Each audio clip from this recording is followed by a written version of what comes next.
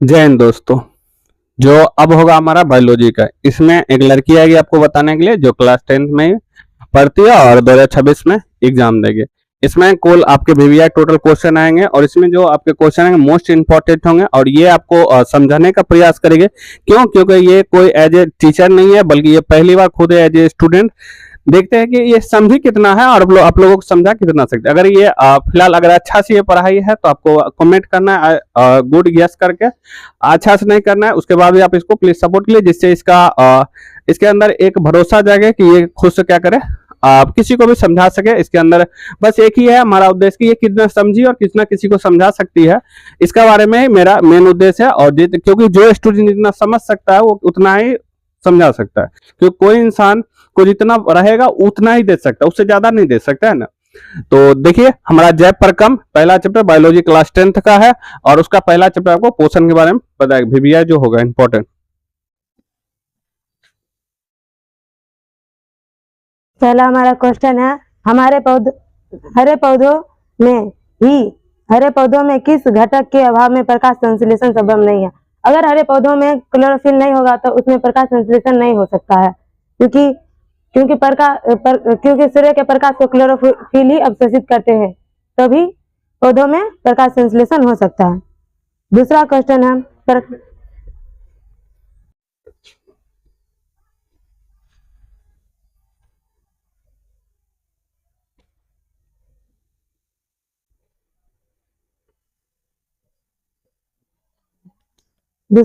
हमारा प्रकाश संश्लेषण का समीकरण लिखिए। तो प्रकाश संश्लेषण का समीकरण होता है, प्रकाश संश्लेषण का समीकरण होता है 6CO2 + 12H2O, फिर का निशान सूर्य का प्रकाश क्लोरोफिल C6H12O6 + 6O2 + 6H2O। जब जब जब हरे पौधों में प्रकाश संश्लेषण होता है तो उसमें क्लोरोफिल सूर्य का प्रकाश CO2 और H2O की आवश्यकता होती है, तभी पौधों में प्रकाश संश्लेषण अभिक्रिया हो सकती है, इसीलिए इसका यही समीकरण होता है।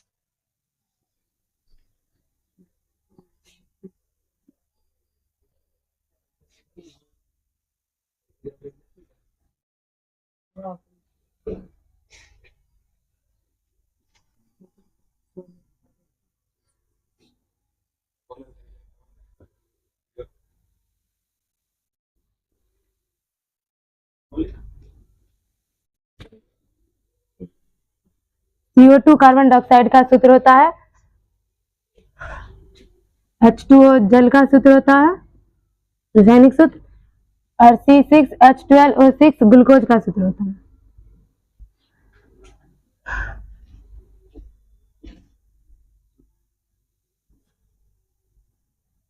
H2O जल का, O2 ऑक्सीजन का सूत्र होता है।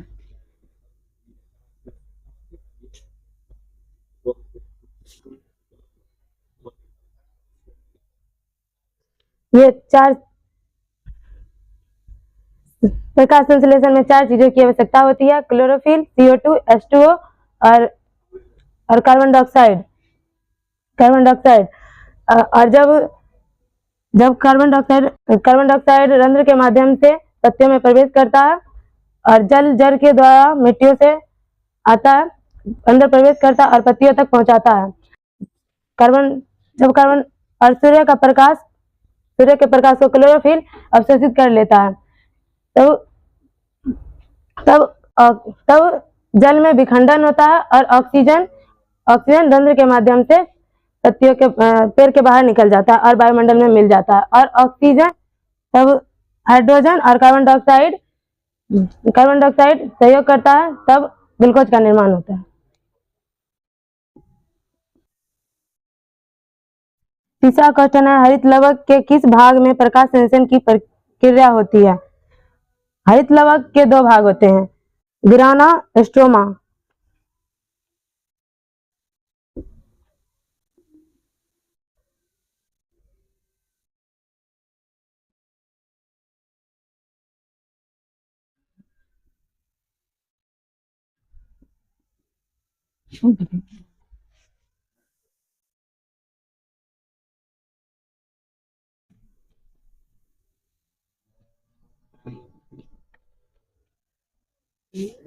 ग्राना में थाइलोकाइड नामक छोटे छोटे थैले होते हैं जहां प्रकाशित अभिक्रिया होती है। ग्राना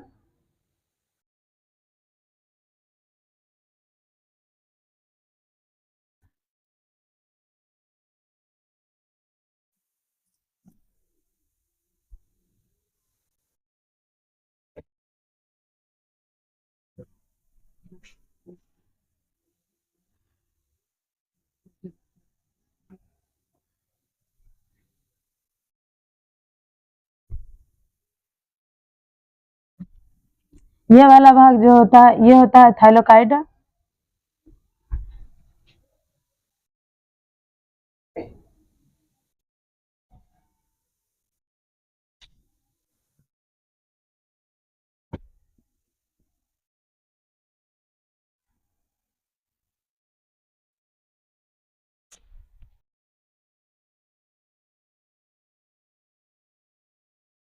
फिर ये वाला भाग जो होता है वो होता है स्ट्रोमा।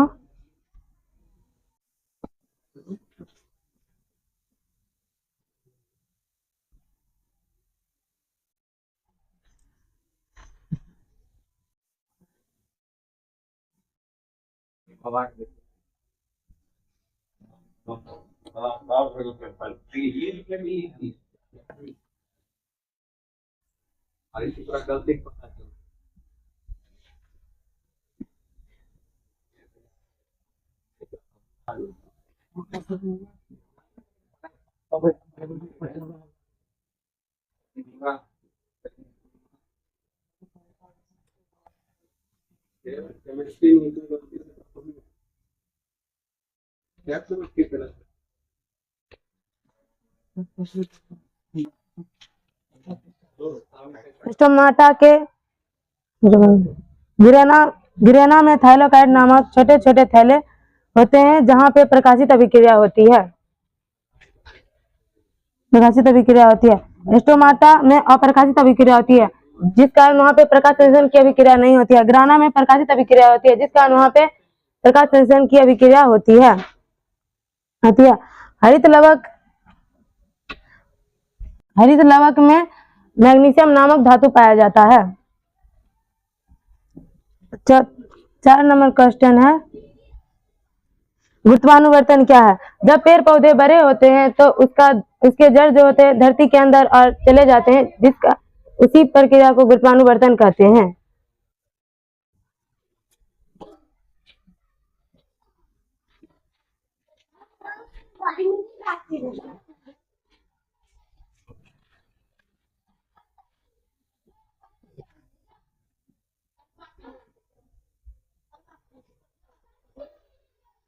इसी को गुरुत्वानुवर्तन कहते हैं।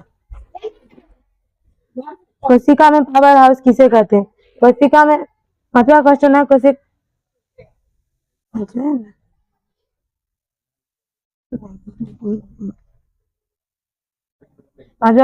कोशिका में पावर हाउस किसे कहते हैं?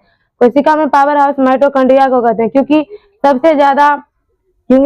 हमारे शरीर में सबसे ज्यादा ऊर्जा माइटोकॉन्ड्रिया में ही मिलता है। 36 एटीपी का निर्माण माइटोकॉन्ड्रिया में होता है।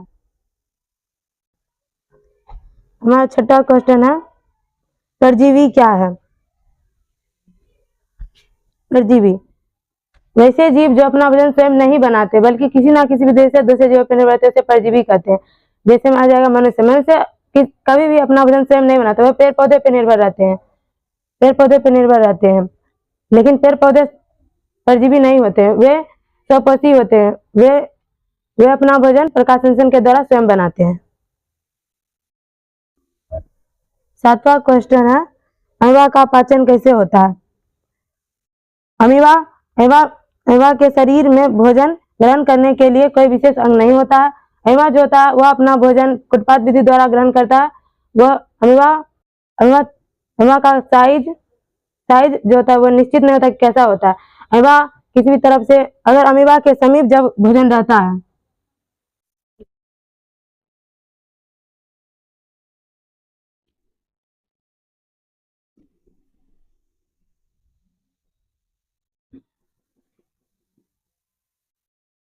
जब भोजन अमीबा के समीप रहता है तो वह कुटपात विधि का निर्माण करता है, फिर धीरे धीरे भोजन को घेर लेता है।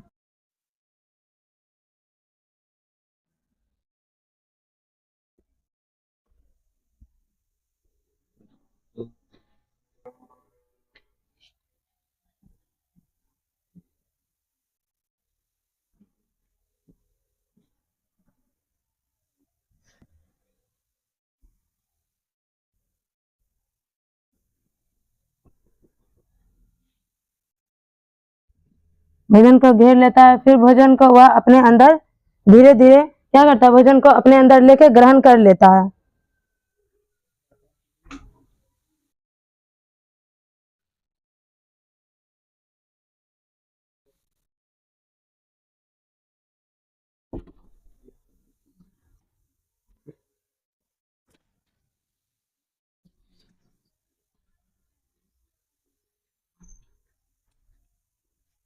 फिर भोजन को ग्रहण कर लेता है।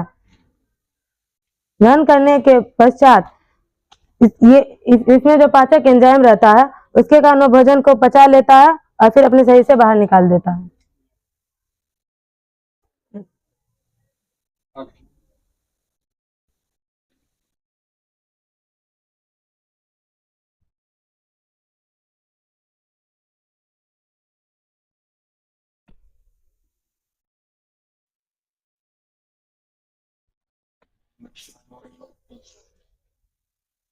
नंबर पौधे हरे क्यों होते हैं? पौधे हरे क्लोरोफिल के कारण होते हैं।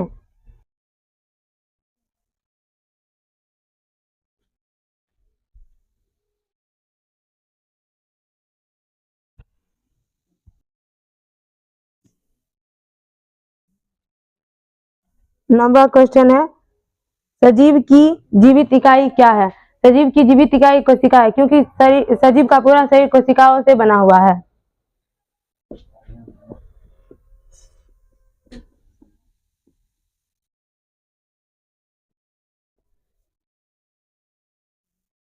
एटीपी का पूरा नाम क्या है? एटीपी का पूरा नाम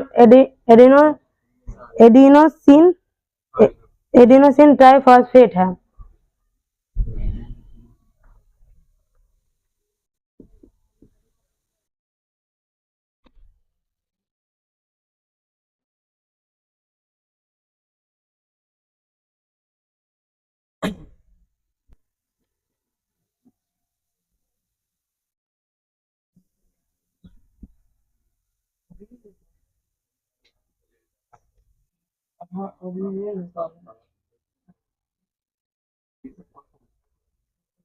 ग्यारह नंबर अमीबा में गति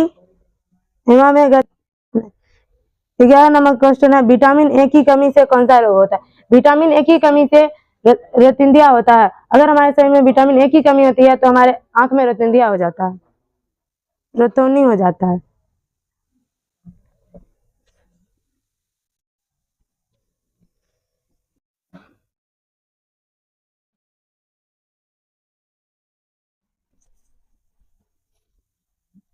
बारह नंबर क्वेश्चन है अमीबा में गति किस भाग से होती है? अमीबा में गति कुटपात द्वारा होता है। अमीबा में भोजन भी कुटपात विधि ही द्वारा होता है।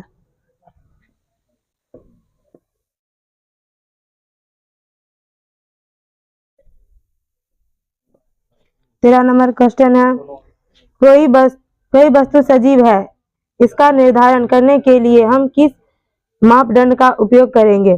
जब कोई वस्तु सजीव है तो इसको जानने के लिए हम कई मापदंडों का उपयोग करते हैं, जिसमें श्वसन, उत्सर्जन, प्रजनन, परिवहन, वृद्धि, उत्तेजनशीलता। अगर कोई वस्तु सजीव है तो वह सांस लेगा। अगर कोई वस्तु सजीव है तो उससे मलमूत्र निकलेंगे। अगर कोई वस्तु सजीव है तो उसमें प्रजनन प्रक्रिया होगी, उसमें परिवहन भी होता है, वृद्धि भी होता है, उत्तेजनशीलता भी होता है। प्रकाश संश्लेषण के लिए आवश्यक कच्ची सामग्री पौधे कहाँ से प्राप्त करते हैं? प्रकाश संश्लेषण के लिए आवश्यक कच्ची सामग्री चार है। सूर्य प्रकाश संश्लेषण के लिए आवश्यक कच्ची सामग्री चार है। सूर्य का प्रकाश, CO2, H2O, क्लोरोफिल। सूर्य का प्रकाश क्लोरोफिल जो होता है वह सूर्य से प्राप्त कर लेता है, और CO2 वायु से प्राप्त कर लेता है, H2O जल के द्वारा मिट्टी से प्राप्त कर लेता है, उसी के साथ खनिज लवण भी ले लेता है, और क्लोरोफिल पौधों में ही पाया जाता है। 15 नंबर क्वेश्चन, अमाशय में पाचक रस की क्या भूमिका है? अमाशय में पाचक रस जठर ग्रंथि से निकलता है। जठर ग्रंथि से 3 प्रकार के रस निकलते हैं। 3 प्रकार के रस निकलते हैं, HCl, म्यूकस और पेप्सिन। HCl जो होता है वह हमारे भोजन को अम्लीय बना देता है, और भोजन में जो उपस्थित कीटाणु होता है उसको मार देता है। और म्यूकस जो होता है HCl से अमाशय की आंतरिक दीवारों की रक्षा करता है, और पेप्सिन जो होता है वो भोजन में उपस्थित प्रोटीन को पेप्टोन में बदल देता है। कोशिका के 4 कोशिक अंग का नाम लिखिए। कोशिका के बहुत सारे कोशिक अंग होते हैं।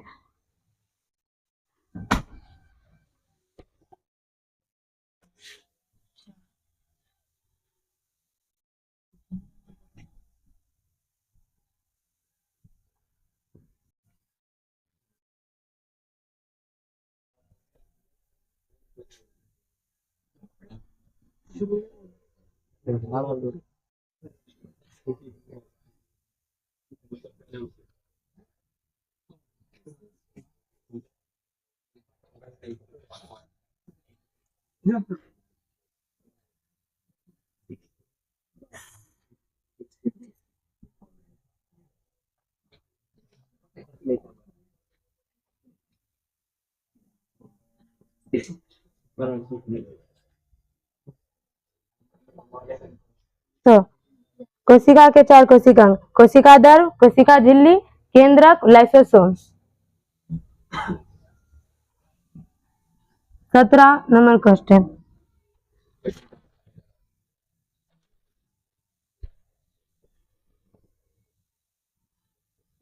विषम पोषी पोषण से आप क्या समझते हैं? विषम पोषी पोषण वैसे जीव जो अपना भोजन स्वयं नहीं बनाते बल्कि किसी ना किसी विधि से दूसरे जीवों पर निर्भर रहते हैं और उनसे ही वो अपना भोजन प्राप्त करते हैं, उसे विषम पोषी पोषण कहते हैं। जैसे मनुष्य कभी भी अपना भोजन स्वयं नहीं बनाता है बल्कि पेड़ पौधों से प्राप्त करता है और कई सारे जीव जंतुओं से भी प्राप्त करता है। प्रकाश संश्लेषण क्या है? इस क्रिया का रासायनिक समीकरण लिखिए। 18 नंबर को सूर्य के प्रकाश की उपस्थिति में पेड़ पौधे द्वारा भोजन बनाने की प्रक्रिया को प्रकाश संश्लेषण कहते हैं। प्रकाश संश्लेषण दिन में होता है और इसके लिए 4 कच्ची सामग्री आवश्यक होती है। CO2, H2O,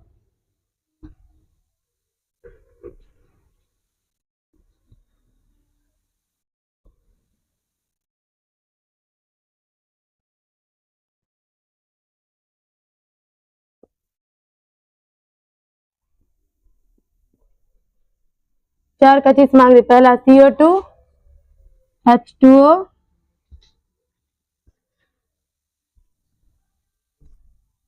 सूर्य का प्रकाश,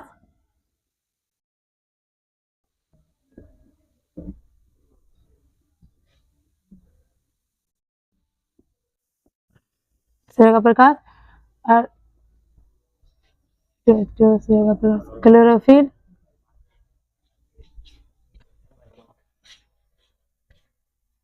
CO2 वायु के द्वारा प्राप्त होता है।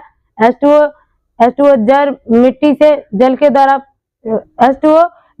से प्राप्त करता है, और सूर्य का प्रकाश क्लोरोफिल सूर्य से अवशोषित कर लेता है, और क्लोरोफिल पेड़ में ही पाया जाता है। इसका समीकरण होता है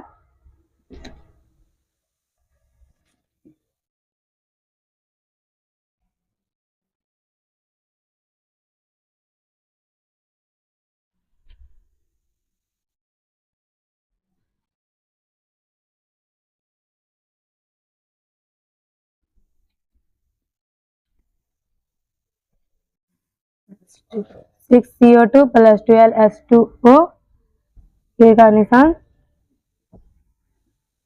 सूर्य का प्रकाश,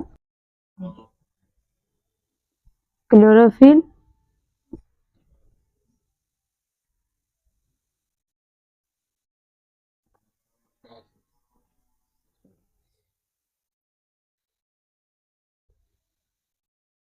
तब बनता है C6H12O6 plus 6O2 plus 6H2O, जिसमें CO2 जो होता है वो कार्बन डाइऑक्साइड का रासायनिक सूत्र होता है।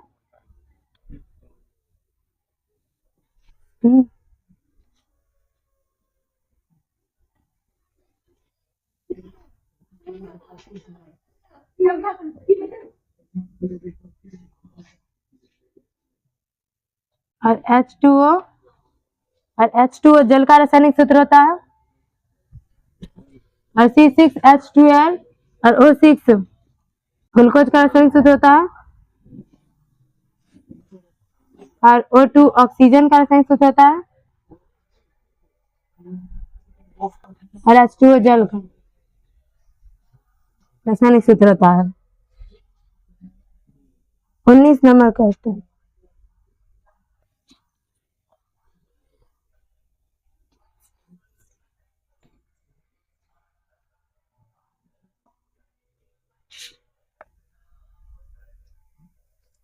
क्वेश्चन, पाचक एंजाइमों का क्या कार्य है? पाचक एंजाइम के द्वारा भोजन का पाचन होता है। पाचक एंजाइम जो मुख्यतः 4 है। आहार नाल से 4 पाचक एंजाइम निकलते हैं।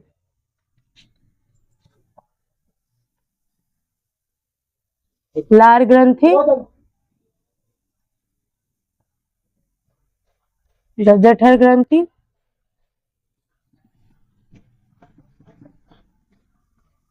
तीसरा यकृत,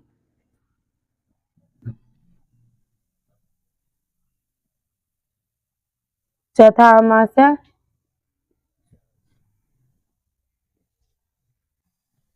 चौथा अग्नाशय,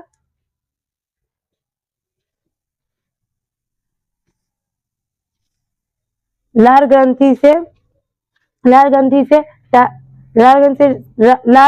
से टाइलिव नामक एंजाइम निकलता है, जो टाइलिन नामक एंजाइम निकलता है जो स्टार्च को माल्टोज में बदल देता है। और जठर ग्रंथि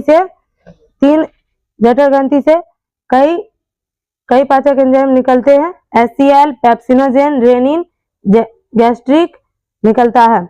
यकृत से पित्त निकलता है जो पित्ताशय में संचित रहता है। यह गाढ़े हरे रंग का होता है जो भोजन को क्षारीय बना देता है। अग्नाशय से लाइपेज, इमाइलेज और ट्रिप्सिन निकलता है। इमाइलेज बसा को बसा अम्ल में बदल देता है। और इमाइलेज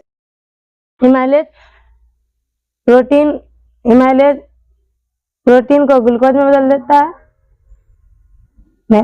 और ट्रिप्सिन पेप्टोन को पेप्टाइड में बदल देता है। 20 नंबर क्वेश्चन,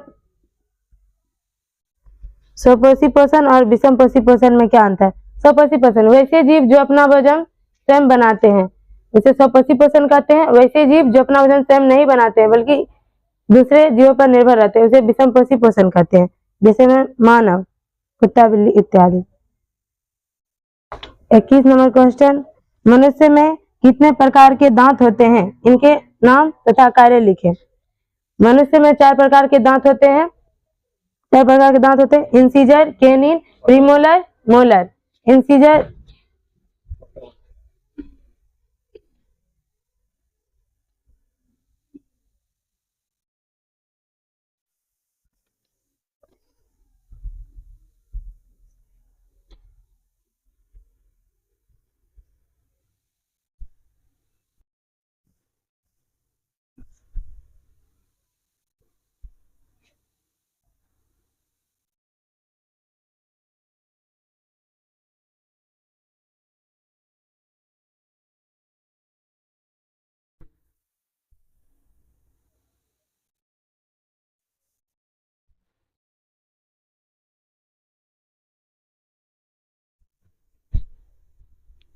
मनुष्य में 4 प्रकार के दांत होते हैं, इंसीजर, कैनिन, प्रीमोलर, मोलर।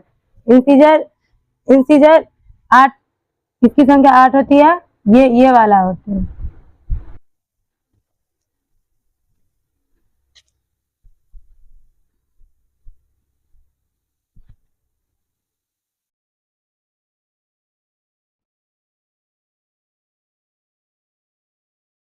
इसकी संख्या 8 होती है। इसका काम होता है भोजन को काटने का, क्योंकि यह ऊपर से मोटी होती है और धीरे धीरे पतली हो जाती है, जिस कारण इसकी यह जो होता है छुरी की तरह हो जाती है और यह भोजन को काटता है।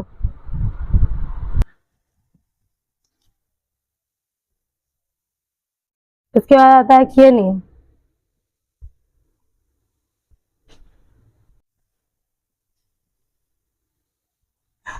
कैनिन। कैनिन की संख्या 4 होती है और इसका काम होता है भोजन को फाड़ने का।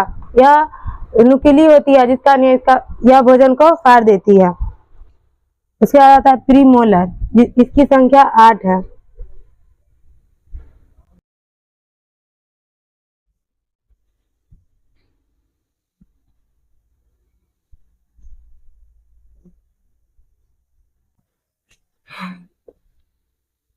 इसकी संख्या 8 है। इसका काम होता है भोजन को चबाने का। यह भोजन को चबाता है और इसकी संख्या 8 है।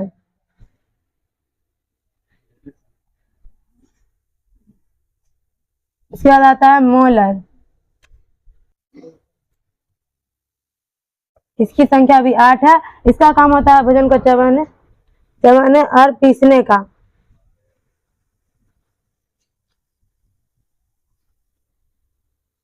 इसकी संख्या 12 होती है।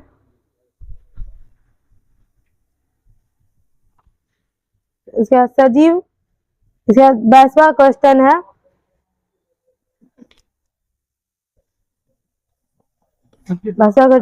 सजीव के मुख्य 4 लक्षण लिखे।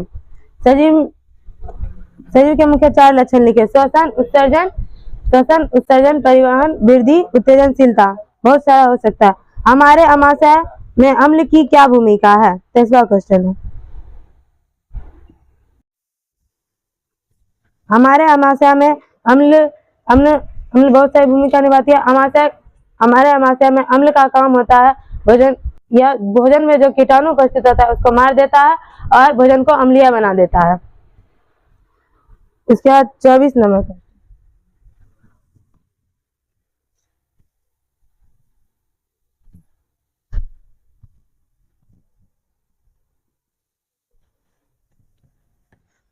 पीत क्या है? मनुष्य के पाचन तंत्र में इसकी क्या भूमिका है? पीत जो होता है यकृत से निकलता है और पित्ताशय में संचित हो जाता है। पीत गाढ़े हरे रंग का होता है। यह भोजन को क्षारीय बना देता है और इसका पीएच मान 7.5 और 8.5 के बीच होता है। इसके बाद दीर्घरोम क्या है? इसके कार्य लिखे। दीर्घरोम उंगली नुमा संरचना है जो छोटी आंत के आंतरिक सतह पर पाई जाती है। दीर्घरोम पचे हुए भोजन को अवशोषित कर खून में मिला देती है। यह जो क्या करता है, जो भोजन में जो प्रोटीनर होता है उसको रक्त में मिला देता है, जिससे हमें ऊर्जा मिलती है। उसके बाद 26 नंबर क्वेश्चन, मृतजीवी पोषण क्या है? उदाहरण सहित उत्तर दे। मृतजीवी पोषण वैसे जीव जो मरे हुए जीव जंतु और सड़े गले पेड़ पौधे से भोजन प्राप्त करते हैं उसे मृतजीवी पोषण कहते हैं। जैसे में आ जाएगा गोबर छत्ता, कवक, बैक्टीरिया, प्रोटोजोआ आदि। ये क्या करते हैं? जो जीव मर जाते हैं उनसे अपना भोजन प्राप्त करते हैं। जीवों के लिए पोषण अनिवार्य है, क्यों? 27 नंबर क्वेश्चन। जीवों के लिए पोषण अनिवार्य है क्योंकि पोषण से ही जीवों को ऊर्जा प्राप्त होती है, जिसके कारण वे चल पाते हैं और उन्हें ऊर्जा मिलती है। अगर वे पोषण नहीं करेंगे तो उनकी कोशिका का मरम्मत नहीं हो पाएगा, उन्हें ऊर्जा नहीं मिल पाएगी, जिस कारण वे चल या दौड़ नहीं सकते हैं। वे कमजोर हो जाएंगे। 28 नंबर क्वेश्चन, जीवों के लिए परपोषण क्या है? वैसे जीव जो अपना भोजन स्वयं नहीं बनाते बल्कि किसी न किसी विधि से दूसरे जीव पर निर्भर रहते उसे परपोषण कहते हैं। जैसे में मानव कभी भी अपना भोजन स्वयं नहीं बनाता है बल्कि पेड़ पौधों से प्राप्त करता है और कई सारे जीव जंतुओं से भी प्राप्त करता है। पोषण की परिभाषा दे। 29 नंबर क्वेश्चन, पोषण जीवों को सजीवों द्वारा ग्रहण करके उसका उपयोग करना ही पोषण कहलाता है। वे पोषण करते हैं इसलिए क्योंकि उन्हें ऊर्जा प्राप्त होती है और उनके कोशिकाओं का मरम्मत हो जाता है और वे चल पाते हैं, दौड़ पाते हैं, जिसे हो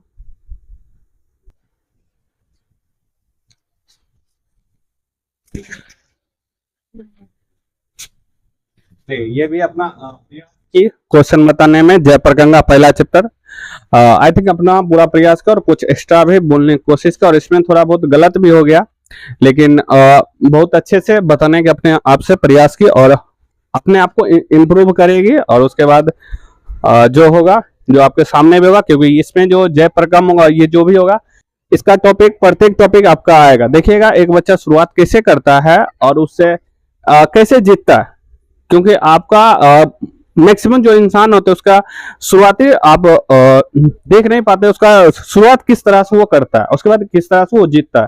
आप किसी को सक्सेस के ही देख पाते हैं उससे पहले दिन, पर एक जर्नी आप देख सकते हैं शुरू में वो स्टार्ट कैसे करता है। तो मिलते हैं अपने नेक्स्ट वीडियो में। जय हिंद, जय भारत।